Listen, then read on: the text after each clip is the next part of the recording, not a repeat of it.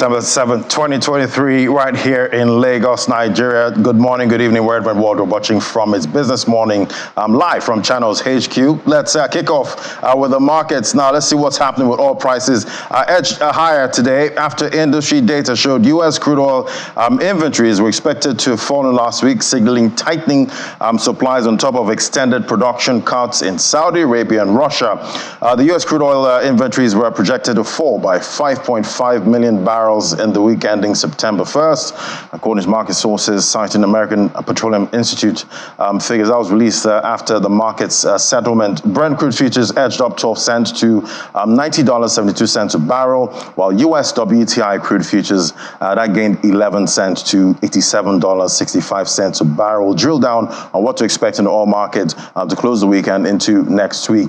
Well, right here, it's time to take stock. It's been 100 days since President Bola Tinubu assumed office. The government believes that the nation is moving in the right direction because of the steps taken by the president. Our State House correspondent, Larry Lasisi, reports that the first 100 days of President Tinubu has received mixed reactions from Nigerians. Take a listen. President Bola Ahmed Tinubu, GCFR. After an intense election, the inauguration day ushers in a new administration for the country. Senator Bola Tinubu was sworn in as the 16th president of Nigeria, and in his inaugural address, he highlights the driving spirit of his administration. Our administration will govern you only on your behalf, but never rule over you. He then made this pronouncement. No provision is there for fuel subsidy. The fuel subsidy is gone. This led to an immediate increase in the price of petrol and queues across the country. Prayers of NLC is that we go back to status quo, negotiate, think of alternatives and all the effects and how to manage the effects this action is going to have on the people. If it is an action that must take off. You don't just come on your first day in your speech. There was nothing to worry about. You can wait 1 week, 2 weeks and say, subsidy is gone, without looking at the repercussions, immediate repercussions. Since then, Nigeria has not recovered. The government has also taken steps to rebuild the nation's economy by announcing key reforms in the nation's foreign exchange market, as well as taxation. In his first 100 days, in fact, within his first month in office, and in fact, within his first days in office, we saw Mr. President remove the long-standing fuel subsidy, a real encumbrance on our ability to finance investments in critical infrastructure across multiple sectors of the economy, and also, of course, the bold unification of the foreign exchange rates, which is also positioning us to be able to save scarce revenues in foreign exchange to ensure that we're in a position to share excess revenues to the states and subnational governments of the country to deliver those core services to our people. However, some Nigerians see it as a tough ride. The administration came in at a peculiarly difficult time in Nigeria's history. Economically, we were going down very rapidly as a country. Socially, there was lack of cohesion. And in terms of security, we're in a pretty bad shape than we've ever known it for a long time. So that is to say the administration inherited a lot of challenges. Now citizens have to, have to combat with the fuel prices that have increased twice within a month or two. And these are things that has also affected the general price of goods and services within the country. To cushion the effect of the subsidy removal, the government rolled out a number of intervention programs, including plans to review the national minimum wage. The government also supports states and local governments to enable them to cater to the most vulnerable persons in their state while providing fertilizers to farmers and grains to households.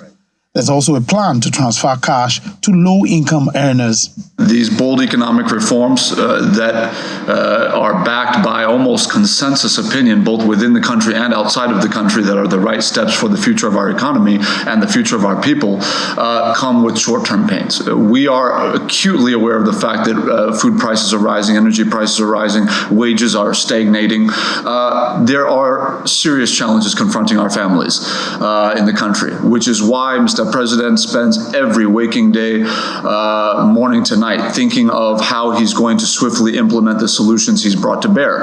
I think the government should begin now to start to step up palliative.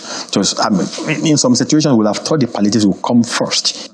An official of government highlights the impact of the administration on security. We are very convinced that over the course of the last 100 days, based simply not on sentiment but on fact, on black and white numbers, that we are trending in the right direction with respect to security. But we are also not in a position to be slapping ourselves on the back and clapping. Look, we still have work to do. While there will be different opinions as regards how the administration has fared in the last 100 days, what is clear is that this administration has over 3 years to make good its promises to Nigerians. Lanre Lasese, Channels Television News.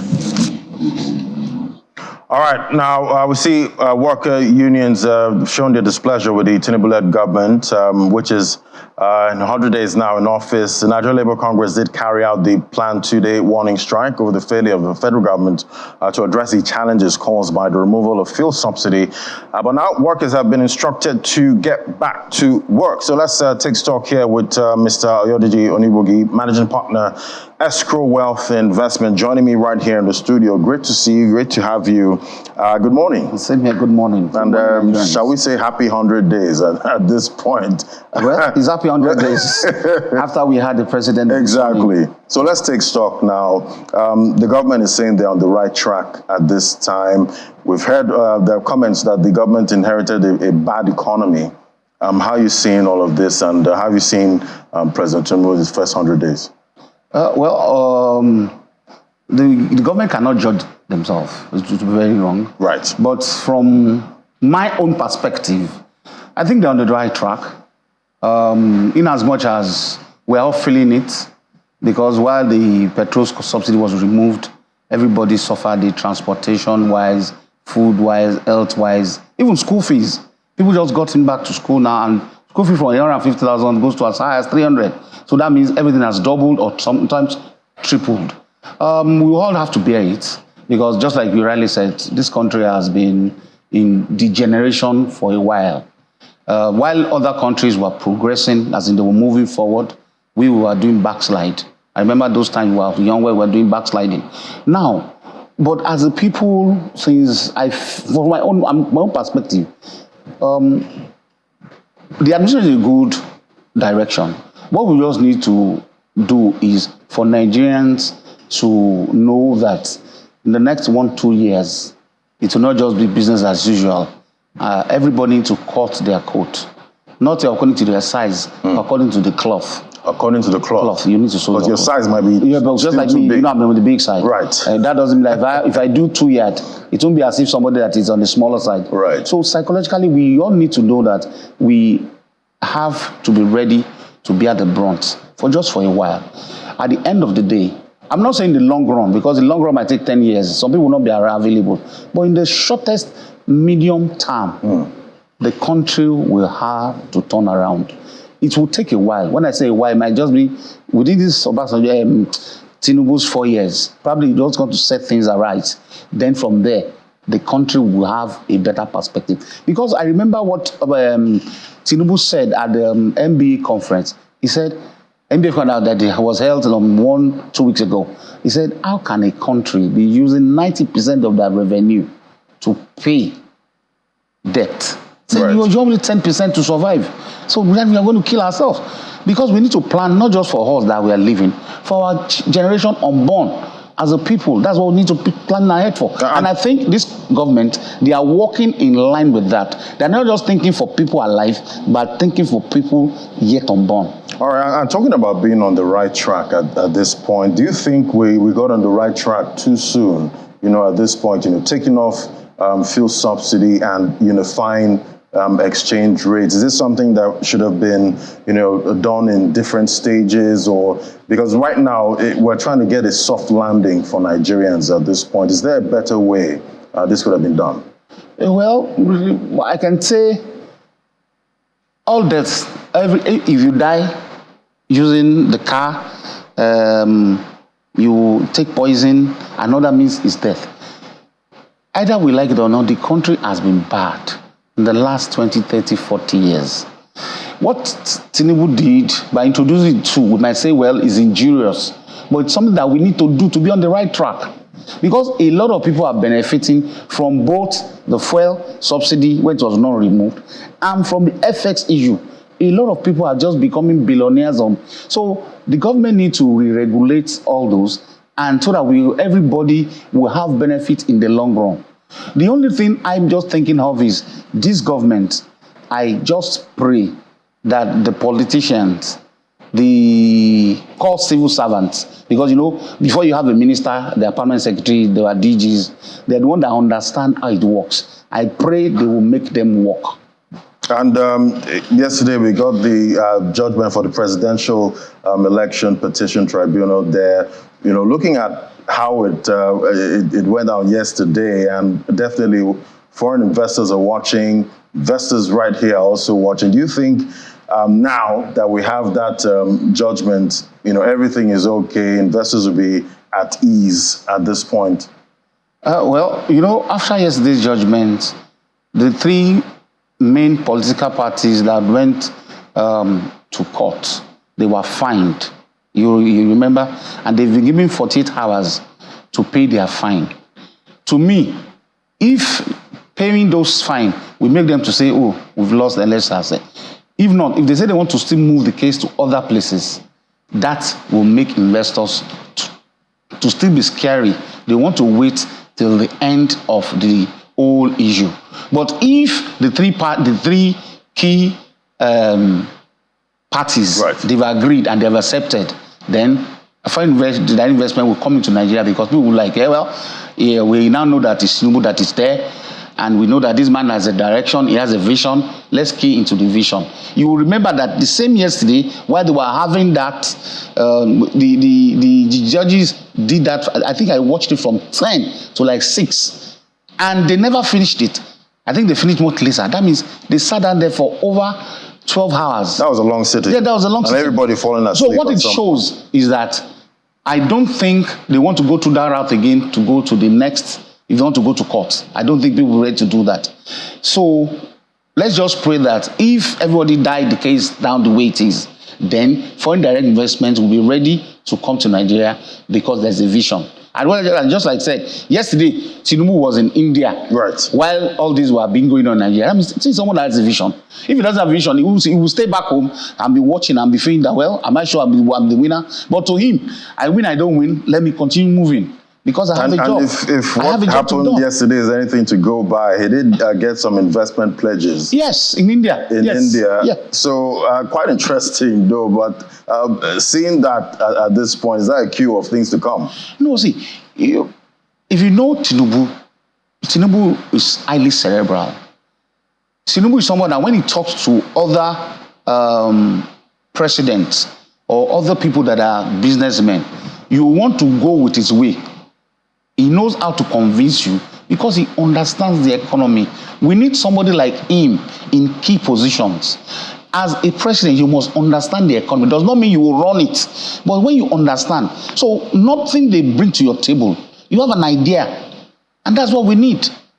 And I think he's going to do well because he has started well. All right, we're definitely praying for that to happen. But the NLC, they did carry on with their strike action, but that's over now. But there's still more work to be done ahead, because they are still, threatening more action if the government does not, listen to their needs at this point. So, looking at this whole, strike culture with Nigeria, is it impeding growth even more than what's happening with the economy at this point? Do you think we should still carry on with this strike culture? We're still trying to get growth in this economy. Well, don't necessarily blame those that are taking on the strike action. It's constitutional to strike. But the only thing is when you're on strike, you try as much as possible not to affect major amenities that is beneficial to all. And that's why in some instances, when you are strike action, you can have the police permit to the extent you'll be having your roll call, marching down, and police will be with you. Just so that people don't just hijack it. And you discover that when there are strike actions, government suffers. And when I say government suffers is that if that day we are not careful, revenue expected of government will be depleted. Because assuming there's a strike here in Lagos and then people in Alausa did not go to work, there are major revenue centers that will have zero collection for that day. But what they did in this strike on Tuesday, that electricity was short in Abuja. Going forward, I don't think they need to do that, because right from when I was young, electricity, water, radio stations, television stations, police, customs, army, they are all essential services. All essential services must not be affected under strike. So doing that, it's against the ethics of strike. And when there is no electricity in any nation, or just like Abuja when there was no light, definitely all companies that had light to power their lift will not work.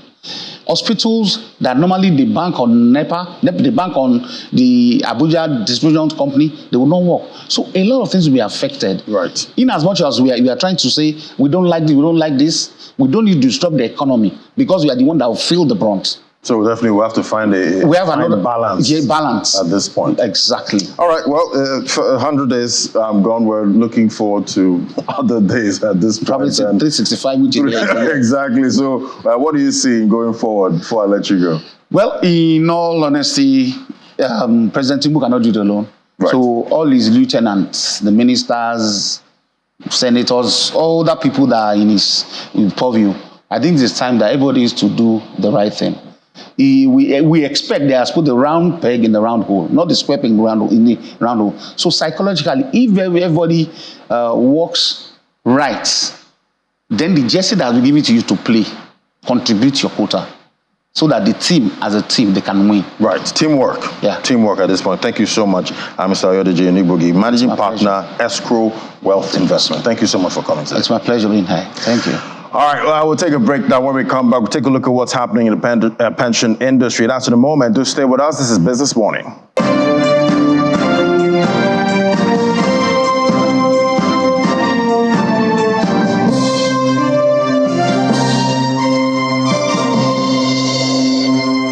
Welcome back. Well, data from the National Pension Commission shows 146,920 employees joined the contributory pension scheme between January and June this year, and has increased the industry's assets to about 16.76 trillion. Now, let's get a gauge now of impact of President Tinubu's reforms on the pension industry and how the strike culture in Nigeria is impacting pension. Joining me now is Tunji Andrews, CEO of Awaba. Joining me via Zoom. Great to have you on the show. Good morning. Good morning. Thank you for having me. So, workers are dealing with a lot right now with industrial action, inflation, rising cost of living. How is all of this impacting saving for retirement? To be honest with you, I'm not really sure it's having much of an impact. We particularly have a lot of work around the informal sector savings space, and we've even seen an increased participation in the last quarter or so. I generally feel people are beginning to understand that retirement planning is important for them. So we're seeing more and more people put in their hands to make sure that they have a well and healthy retirement. And definitely, yes, it is important to have your pension intact. But recently, the NLC president, Joe Ojero, recently said the current pension scheme in Nigeria is parasitic and unattractive. It did cite currency devaluation, government borrowing from the pension fund. How do you see this? It's slightly unfortunate, those comments, because first of all, the usual context or the usual comment of government borrowing from the pension fund is actually very misguided. It's an investment pool that needs to be invested in strategic assets, and government bonds are one of the, and government instruments are one of the investment methodologies that pension funds invest in. So it's not like government actually went to the pension funds and took money out of that. So that is one thing. Yes, it is true that the effects of devaluation and inflation does affect pension funds like any other investment across the country. But you would realize that pension funds generally have what we call a compounding effect. And that compounding effect, as long as it continues to increase at a certain limit, it continues to, make sure that capital is preserved. It could be better if we didn't have the devaluation and the high inflation, but it doesn't mean that the value is being eroded to the level of concern. And I know that the pension fund administrators across the country are doing a great job at actually investing those pension funds into the right places to make sure that savers and retirement savers get the very best in terms of returns. Definitely, the macro issues are a big headwind for pension industry at this point. But let's look at micro pension now, informal workers. How is that drive going right now to attract, those into the pension industry?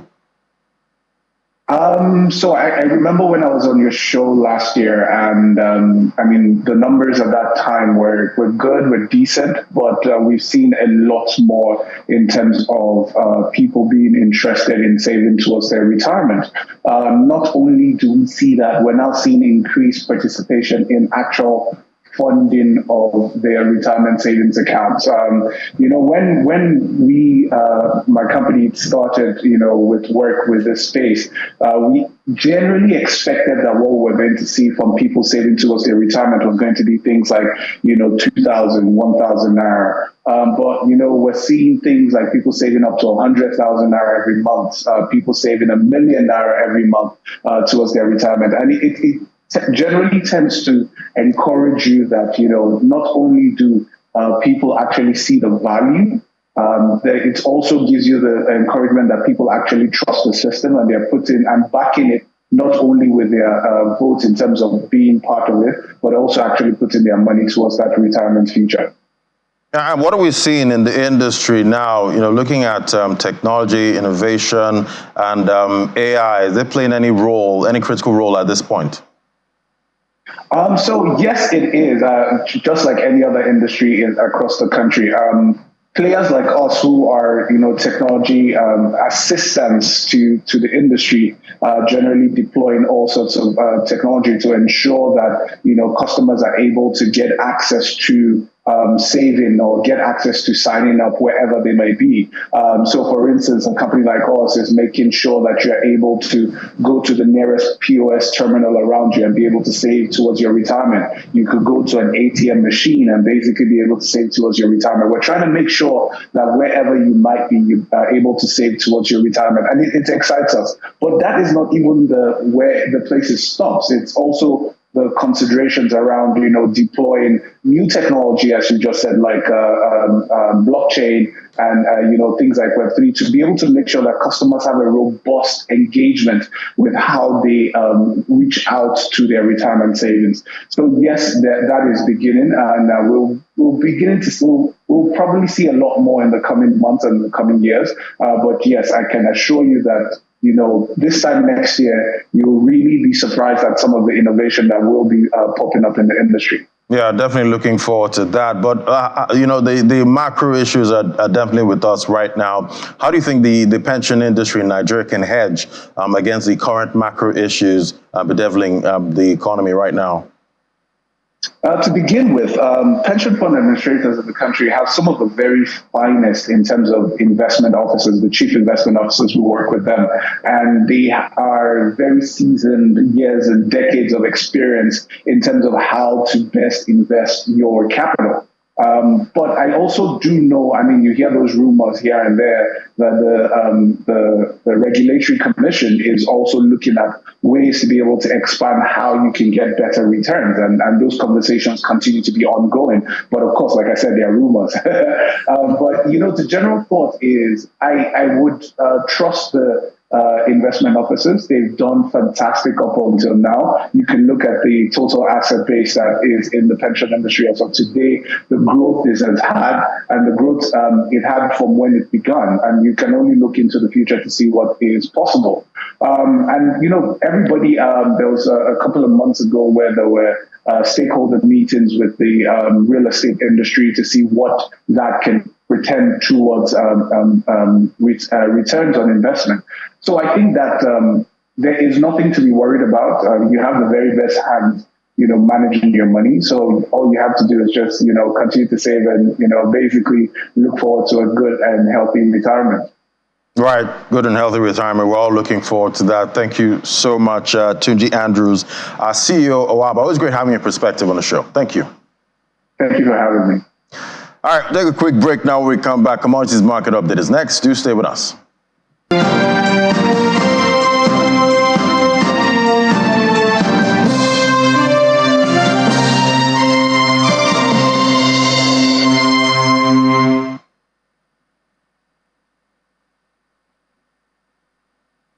Welcome back for Commodities Market Update. I have with me, I'm right here, Bolanle Agbaje, Senior Analyst, Financial Derivatives Company, joining me right here in the studio. Great to have you. Thanks for having me.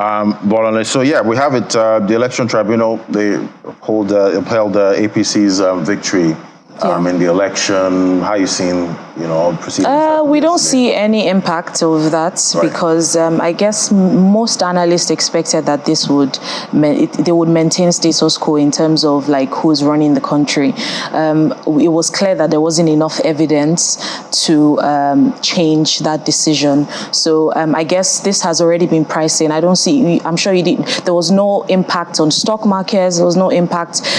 Just generally, no downturn. Yeah, but but like all that happened after the stock market had reacted.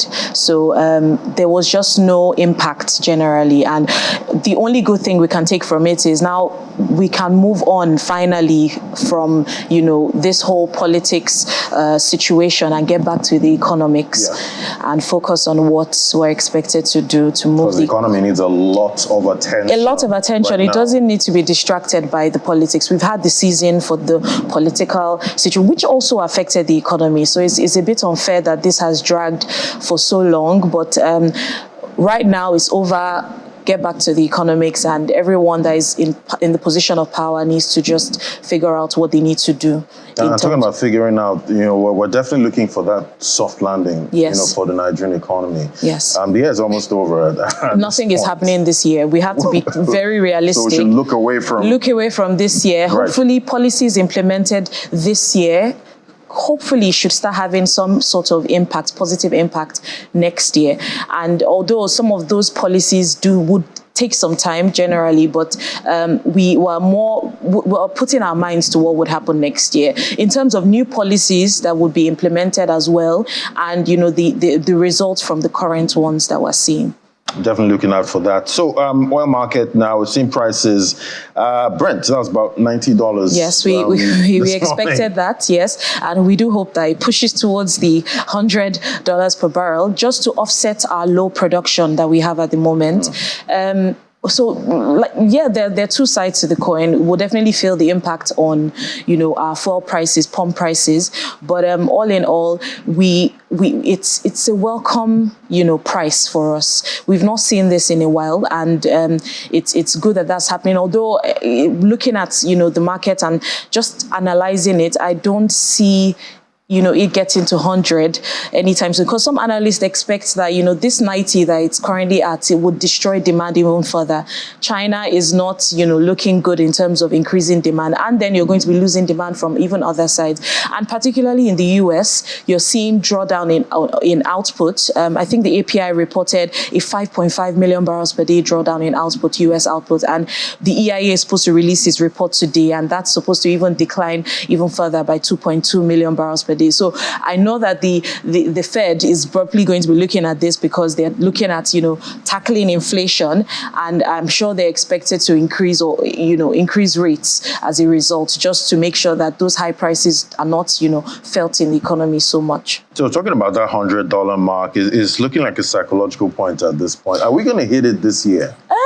It depends. Let's see. Although the output cuts are extended till the end of the year, so we'll see what happens. If you see a boost in demand, then you can that would obviously contribute to higher prices as well. So it's just to see what happens with demand at the moment. But for now, output is, going to be cut by 1 million barrels per day Saudi Arabia and 300,000 barrels per day Russia. So that is just what we're maintaining now. So it's just to watch how oil prices trend. It's a very volatile commodity, so it's usually very hard to predict. So many analysts for the past few years it's just been very difficult for them to keep predicting what oil prices how they would trend in the nearest future. Definitely got my eyes on those the oil prices at this point. We're seeing in cocoa harvest in southwest Nigeria. Yes. That dampened their rainfall. It's very sad. We're currently entering the main harvest season, which should go up from now till about January, sometimes till March.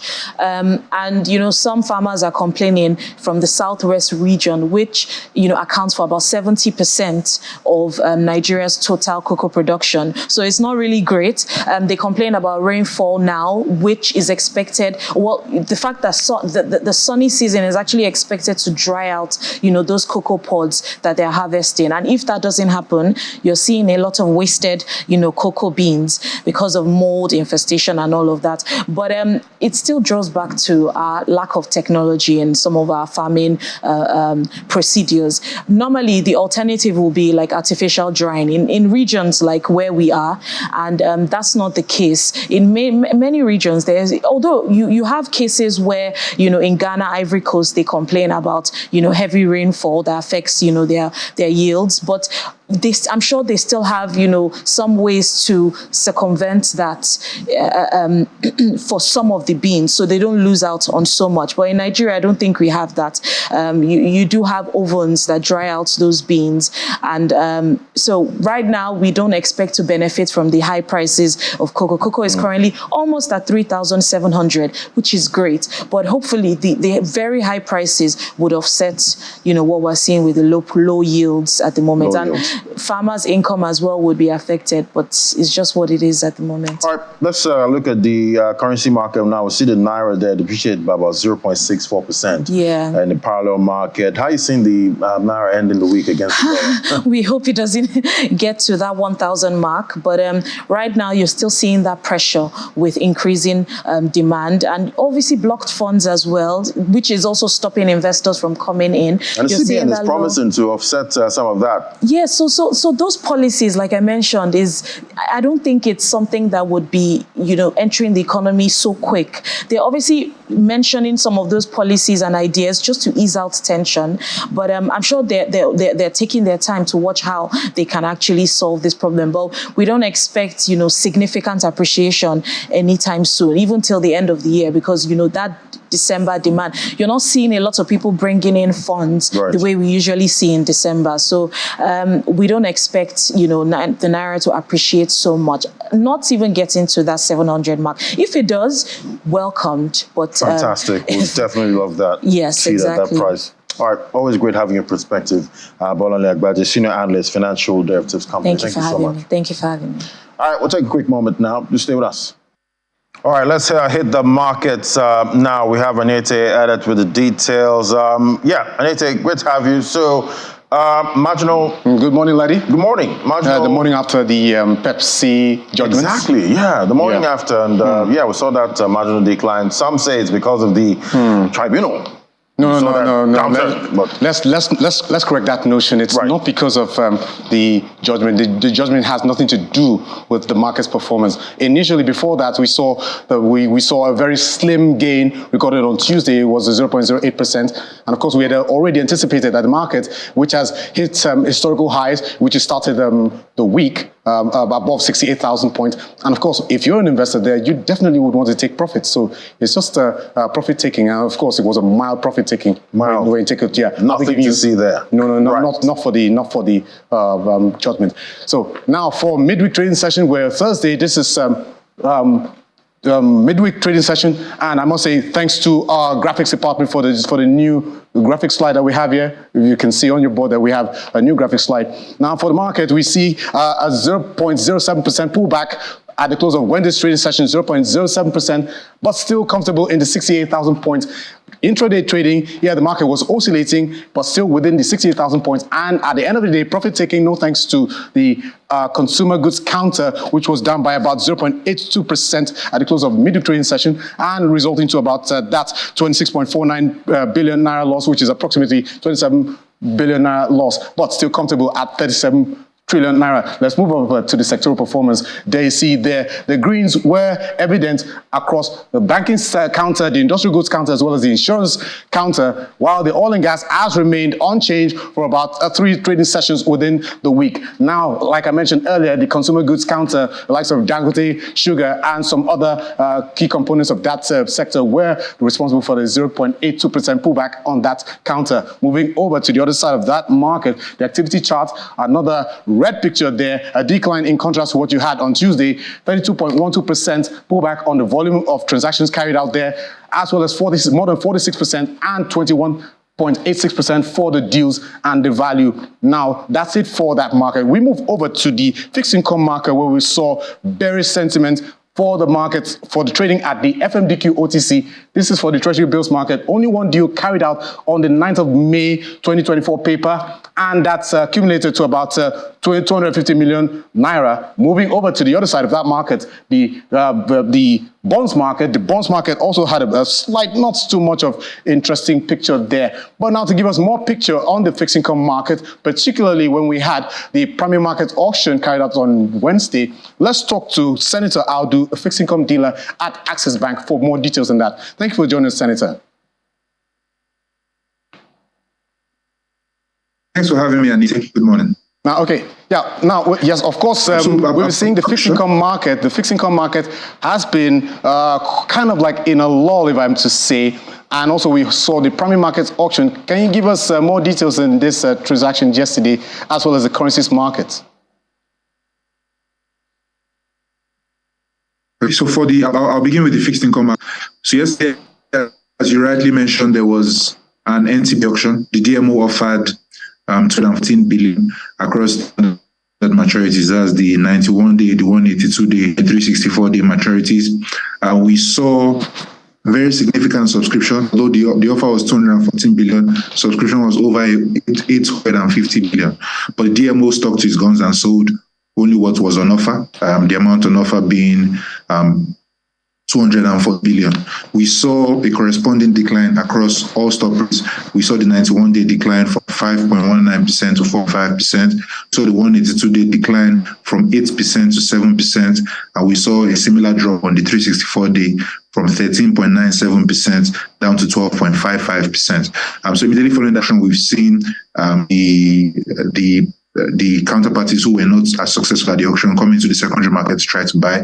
So we've seen a further decline in the rates from where they closed at the auction. So we've seen year trade at below 12% this morning. On the bond side, the market players have mostly exercised caution. We've seen market mostly remain on the sidelines. There's a bond auction on Monday. The DMO is expected to offer 360 billion across the 4 maturities. Those are the 2029s, the 33, the 38s, and the 53s. So as you mentioned, there has been a bearish sentiment. We've seen those bonds trade slightly higher than where they closed at the pre-auction. To give you some color, the 2053s are trading at about 15.97% at the auction percent. So that's basically how it has played on the fixed income side. You mentioned the FX side. The FX side, the CBN has continued to maintain its interventions, and though we saw a depreciation here. Hello, Senator. To 772 naira. Can you hear me? Yeah, yes. I can hear you. So we saw a depreciation from 745 naira to 772 naira. That mostly represents a it is no cause for alarm. The CBN has mostly kept rates stable around those levels. Okay, Senator, we thank you for that analysis on the market, and I think we'll leave it there. But we really appreciate your time on our show. And like I would always say, our eyes are always on the market. So that was Senator Audu, fixed income dealer at Access Bank, giving us details about the fixed income market activity at the close of Wednesday's trading sessions. So, Ladi, it's Thursday, and of course, it's 100 days of Tinubu's administration, which actually 100 days on Monday, and it's 102 days, and still so much to be commended for the markets. All right, we'll be looking out for today's close, see how the markets truly react. Thank you so much, Anita. There were the details there. Let's take it on to the UK now. Let's take a look at what's happening there. We have Juliana standing by. Great to have you, Juliana. Good morning. So we see data. UK house prices has fallen by the most since 2009 in August. How's this data being taken over there? That's absolutely right. Good morning, Laddie. We have had data from Halifax, which is the UK's biggest mortgage lender. They have a monthly house price index, just keeping a check on the price of the average property in the UK. And it's actually fallen. The average house price in the UK is now £279,569. That's a lot of money, whatever currency you look at it in. I think in Naira, that's almost 250 million Naira. That is a lot of money. But if you compare it to where we were this time last year, it's a 4.6% drop. And as you said, this is the lowest price that we've seen, or the fastest fall we've seen since 2009 and the financial crisis. Now, of course, there are many reasons as to why house prices have fallen. I think the biggest contributor to that is interest rates. It's costing so much more to borrow than it has been at any other time recently. And we do believe that a lot of prospective buyers possibly putting off purchasing a property because they want to see if borrowing costs are going to fall. And they also want to know what is going to happen with mortgage rates, because separately, as interest rates have been rising, lots of mortgage products that have been put on the shelf have been taken off. They've been rising at skyrocketing rates. In fact, a lot of people that are coming off a 2-year fixed mortgage rate are seeing that their monthly payments have risen by about £500. That is a lot of money. So seasonably as well, as we get into the winter months, typically most people are not purchasing properties. So yes, it is an eye-watering sum of £279,569 for the average property. And it's worth mentioning, Laddie, that this is still £40,000 above pre-COVID levels. It is incredibly expensive to live in this city. Definitely. Wow. So expensive. And talking about interest rates, you see the Bank of England Governor Andrew Bailey says interest rate rises are nearing a peak. Now, what's he seeing?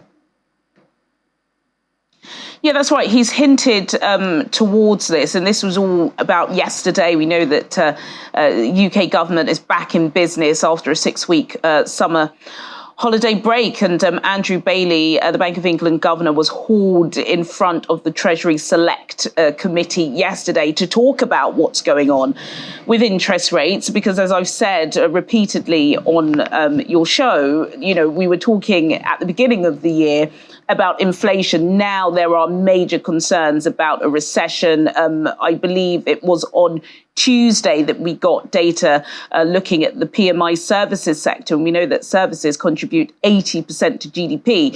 Now, they fell to their lowest level in 3 years, and the concern amongst economists and experts is that this is because of interest rates. I believe that the MPC, Bank of England, have gone marching forward with the tightest monetary cycle period that we've had since the 1980s.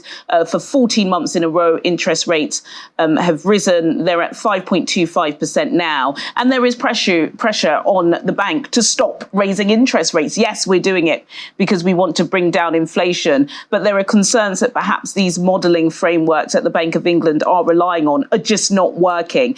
Because if it costs more to borrow, people are just not going to spend. spend. They're not going to spend on their credit cards. They're not purchasing homes, and they're pulling back, which is what we've seen from data as well from Barclaycard. So yes, Andrew Bailey, the Bank of England governor, hinting yesterday that perhaps this tightening cycle will come to an end, but we'll just have to wait and see the MPC gather, I believe, next week. So we'll see if they keep on with this stance. I will definitely check out how the markets react to this hint at this point. Thank you so much, Juliana, for the update.